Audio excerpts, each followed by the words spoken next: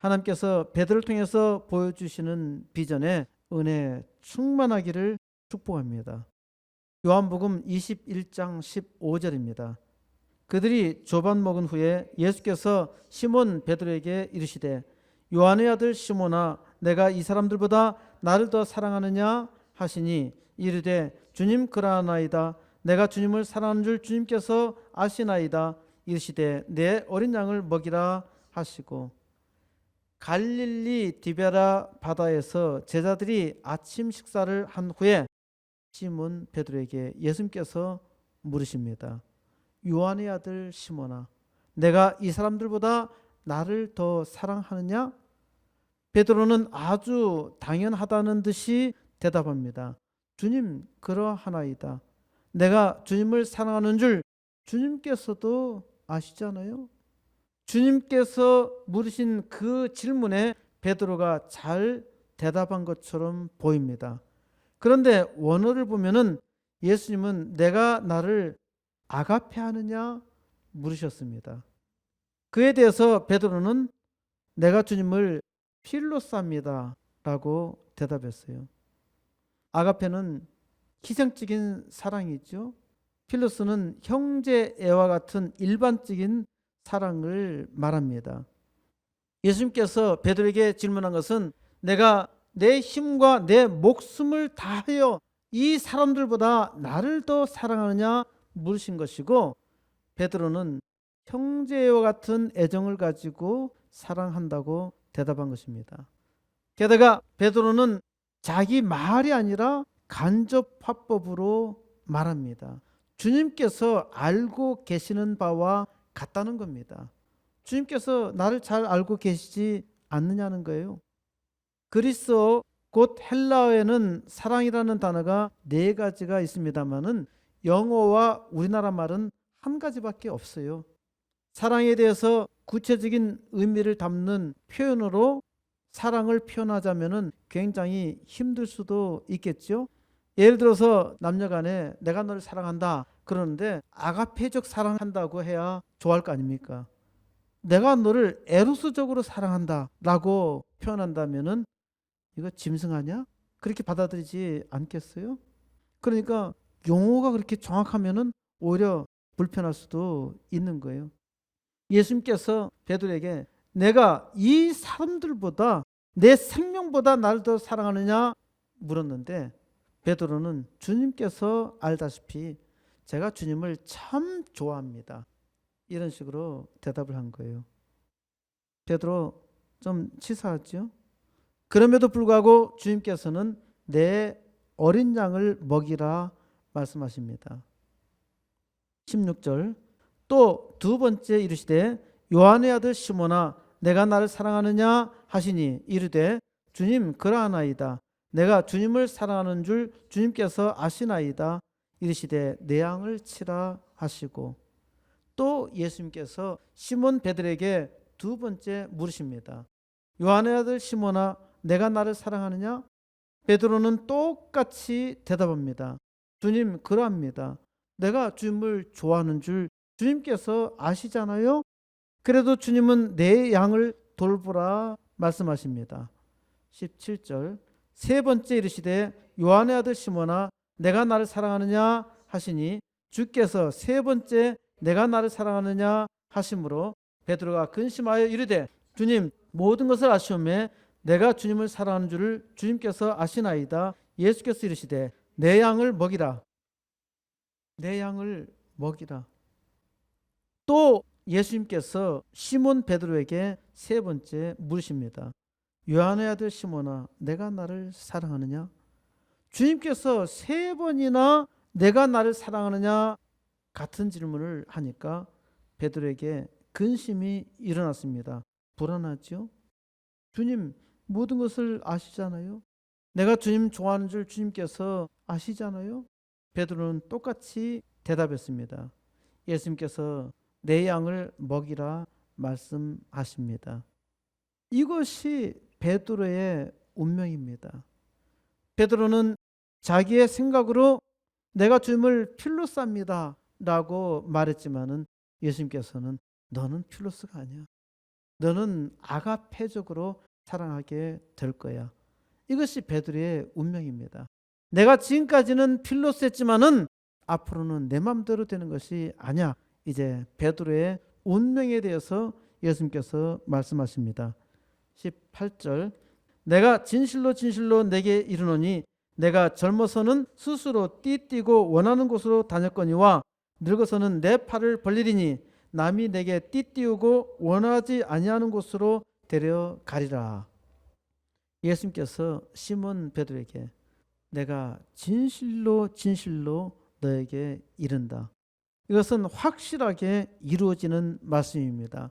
내가 젊어서는 내 맘대로 스스로 띠를 띠고 원하는 곳으로 다녔지만은 늙어서는 내 팔을 벌리리니 남이 내게 띠띠우고 내가 원하지 아니하는 곳으로 데려가리라. 젊어서는 내 맘대로 옷을 입고 내 원하는 곳으로 다녔지만은 늙어서는 내 맘대로 할 수 있는 것이 아니야. 너는 너의 손을 벌릴 것이야. 원에서는 팔이 아니라 손으로 나왔습니다. 내 손을 벌릴 것이야.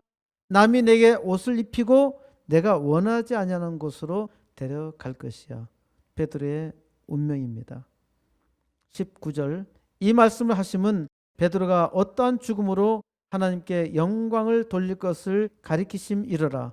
이 말씀을 하시고 베드로에게 이르시되 나를 따르라 하시니 이 말씀을 하심은 베드로가 어떻게 죽을 것인지 예언적으로 말씀하신 것입니다. 하나님께 영광 돌리는 죽음을 예언하고 있습니다. 내가 젊어서는 지금까지는 내 마음대로 내 생각대로 살았지만 이제부터는 내가 하나님께 내 손을 벌리고 살아야 할 것이야. 이것이 하나님께 영광을 돌리는 삶이야 라고 말씀하신 겁니다. 베드로는 늙어서 하나님만 의지하여 살게 되죠. 베드로의 운명이었습니다. 20절 베드로가 돌이켜 예수께서 사랑하시는 그 제자가 따르는 것을 보니 그는 만찬석에서 예수의 품에 의지하여 주님을 파는 자가 누구니까 묻던 자더라. 베드로가 돌이켜 보니까 예수께서 사랑하시는 그 제자가 따르는 것을 봅니다. 그 제자는 만찬석에서 예수의 품에 거만하게 의지하여서 주님을 감히 파는 자가 누구입니까? 라고 묻던 자였습니다. 21절 이에 베드로가 그를 보고 예수께 여짜오되 주님 이 사람은 어떻게 되겠사옵나이까? 베드로가 예수께서 사랑하시는 그 제자를 보고 예수님께 묻는 겁니다. 주님 이 사람은 어떻게 됩니까? 22절 예수께서 이르시되 내가 올 때까지 그를 머물게 하고자 할지라도 내게 무슨 상관이냐? 너는 나를 따르라 하시더라. 예수님께서 베드로에게 말합니다. 내가 다시 올 때까지 그를 머물게 할지라도 그가 살아있다 하더라도 너에게 그게 무슨 상관이야? 너는 나를 따르라 하십니다. 너는 너의 일만 열심히 하면 될 것이지 왜 그 사람 얘기를 나한테 물어? 사람들은 자기의 일만 열심히 하면 됩니다. 그런데 자기 일보다 다른 사람의 관심이 많습니다. 이것이 사람들의 일반적인 심리죠. 남들이야 뭘 하든 자기 일에 집중해야 합니다. 23절 이 말씀이 형제들에게 나가서 그 제자는 죽지 아니하겠다 하였으나 예수의 말씀은 그가 죽지 아니하겠다 하신 것이 아니라 내가 올 때까지 그를 머물게 할지라도 내게 무슨 상관이냐 하신 것이로라. 이 말씀이 형제들에게 나가서 그 제자는 죽지 않을 거야 라고 말하는 겁니다. 이게 제자들의 생각입니다. 예수님의 말씀을 듣는 것이 아니라 자기의 생각을 말합니다. 그 제자의 이름이 나타나 있지는 않지만은 우리는 그가 부활한 나사로라고 하는 것을 충분히 짐작할 수 있습니다. 예수님께서 나흘 만에 다시 살리신 나사로입니다. 그러니까 나사로는 죽음에서 다시 살아났기 때문에 이 나사로가 또다시 죽겠느냐? 그래서 그것이 궁금했던 겁니다. 베드로는 예수님에게 나사로가 어떻게 될 것인지 물었던 것입니다. 예수님께서는 그가 죽지 아니하겠다 말씀한 것이 아니라 내가 올 때까지 그가 살아있다 하더라도 죽지 않는다 하더라도 그것이 내게 무슨 상관이냐 말씀하신 것입니다. 나사로가 죽든지 살든지 그건 내 문제가 아니야 라고 말씀하신 겁니다. 베드로에게는 어떻게 죽을 것인지 말씀하셨잖아요. 그러니까 베드로 입장에서는 예수님께서 살아나시는 저 나사로는 죽지 않는다는 말 아닌가 이렇게 생각한 거예요. 이건 상당히 불공평한 일이잖아요. 그러면은 나사로가 죽지 않고 산다면은 나도 죽지 않고 살아야 하는데 베드로한테 너는 죽을 것이야. 그렇게 말하고 이 나사로에서 아무 얘기 안 하는 거. 제자들은 이렇게 생각을 해서 저 나사로는 죽지 않는데 그런데 나는 죽어야 한대. 이런 식으로 얘기를 했던 겁니다. 예수님께서 나사로가 죽든지 죽지 않든지 그게 무슨 상관이냐. 나사로도 죽었지요. 베드로도 죽었지요. 그렇기 때문에 우리에게는 이런 문제가 아무 상관이 없게 된 것입니다. 그런데 아직도 이런 죽음에 의문을 가진 사람들이 있습니다. 살아서 믿으면은 죽지 아니한다라고 생각하는 것입니다. 사람이 한 번 죽는 것은 정해진 운명입니다. 물론 예수님께서 이 세상 멸망하기 전에 오신다면은 그때 살아서 계속적으로 그 삶을 연장한 사람도 있습니다. 그러나 일반적으로는 사람이 한 번 죽는 것은 정해진 운명입니다. 예수의 이름을 믿는 사람은 반드시 부활합니다. 죽어도 예수의 이름을 믿는 사람은 반드시 부활합니다. 이 땅에서 한 번 죽기는 죽어야 하는데 어떻게 죽느냐는 것이 중요합니다. 늙어서는 너의 손을 벌리리니 사는 것은 자기 마음대로 살 수 있습니다. 삶은 선택입니다. 하나님께서 풍성한 은혜를 주셔도 사람이 선택하지 않을 수 있습니다. 사람이 선택할 수 있는 지혜가 없습니다. 그래서 기도해야 하는 것이죠. 하나님께서 은혜 주셔서 강권적으로 나를 하나님의 풍성한 사랑 가운데 인도해 주시기를 바라야 하는 것이죠. 제가 아무리 하나님의 말씀을 잘 증거한다 하더라도요. 구원은 하나님께 달린 것입니다. 살고 죽는 것은 제가 할 일이 아닙니다. 목사로서의 일은 여기까지입니다. 죽는 것은 자기 마음대로 선택할 수 없습니다. 죽음은 삶이 선택한 결과입니다. 죽고 싶어도 죽을 수가 없어요. 이 땅에 살아있는 동안에는 살아야 합니다. 그리고 그 후에는 반드시 심판이 있습니다. 영원히 사느냐, 영원히 벌에 처해지느냐, 그것이 지금 하나님께서 주신 이 복된 삶에 달려 있습니다. 늙어서는 너의 손을 벌리리니 사람은 늙어서 손을 벌리며 살 수밖에 없습니다.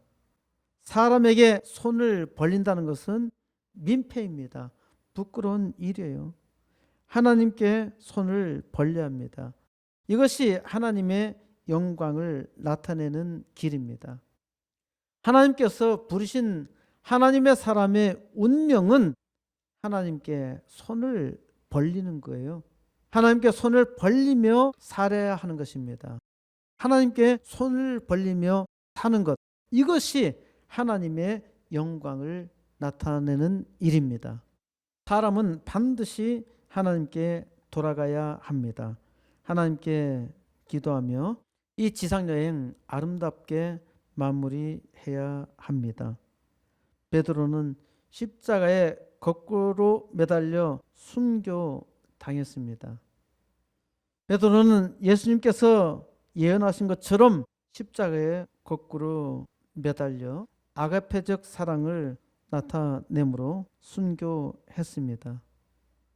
이 베드로의 순교는 교회를 든든히 세우고 하나님의 영광을 나타내었습니다. 초대교회 교부 터툴리안의 말처럼 순교는 교회의 씨앗이 된 겁니다. 한 사람의 밀알이 죽어서 많은 열매를 맺는 겁니다. 축복의 인생이죠. 많은 사람들에게 이 세상 잠시 사는 인생보다 영생의 복이 있음을 알게 하시려고 하나님께서 하나님의 영광을 나타내게 하신 것입니다. 인생은 하나님의 영광을 나타내는 것이 삶의 목적임을 알아야 하고요. 이것을 알게 하기 위해서 손을 하나님께 벌리도록 한 것입니다. 하나님께서 이 시대에 우리에게 베드로처럼 순교를 요구하는 것이 아닙니다. 하나님께서 우리에게 놀라운 복을 주셨고요. 이 복으로 하나님의 영광 나타내는 삶을 살기를 하나님은 원하시고 또 예수님께서 지금도 기도하시는 겁니다. 이제 하나님께서 주신 복으로 이 땅에 이 암울한 세대에 교회 부흥의 역사를 통해서 만물을 다시 회복시키며 하나님 영광 나타내는 역사 이루시기를 우리 주 예수 그리스도의 이름으로 간절히 축원드립니다.